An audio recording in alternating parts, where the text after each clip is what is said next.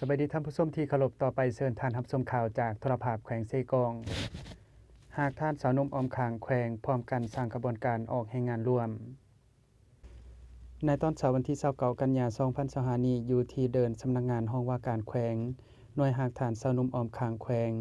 พร้อมกันสร้างกระบวนการออกแห่งงานร่วมเพื่อคำนับรับตอนวันสำคัญต่างๆของพรรคของศาสตร์เว้าร่วมเว้าเฉพาะแม่นเพื่อคำนับรับตอนพิธีประกาศรับรองขอแข่งขันสีบุกและทุ่งใสน้ำหน้าของคณะสาวหนุ่มประชาชนปฏิวัติลาวแขวงเซกอง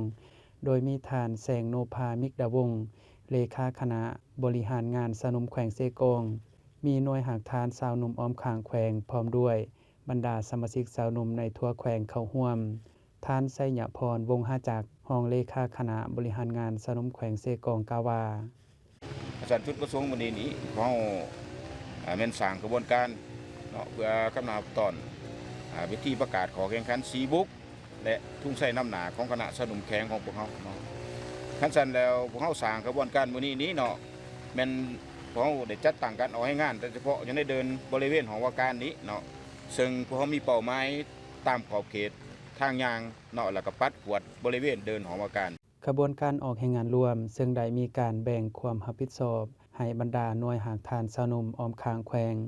และได้กำหนดเอา2จุดในการสร้างกระบวนการคือจุดที่1แม่นรับผิดชอบทางหญ้าและตัดหญ้าจุดที่2แม่นรับผิดชอบอนามัยปัดกวาดสิ่งเศษเหลือต่างๆตามเดินสำนักงานห้องว่าการแขวงเพื่อให้มีความสะอาดสวยงามท่านไสยพรวงศ์หาจักรยังให้หูตื่มอีกว่าขบวนการออกให้งานร่วมยังจะได้สืบต่ออีกในต่อหน้าดังนั้นจึงเรียกร้องมายังทุกภาคส่วนโดยเฉพาะแม่นสมาชิกสาวหนุ่มในทั่วแขวงจงเอาใจใส่พร้อมกันสร้างขบวนการออกให้งานร่วมให้เป็นขบวนฟดฟื้น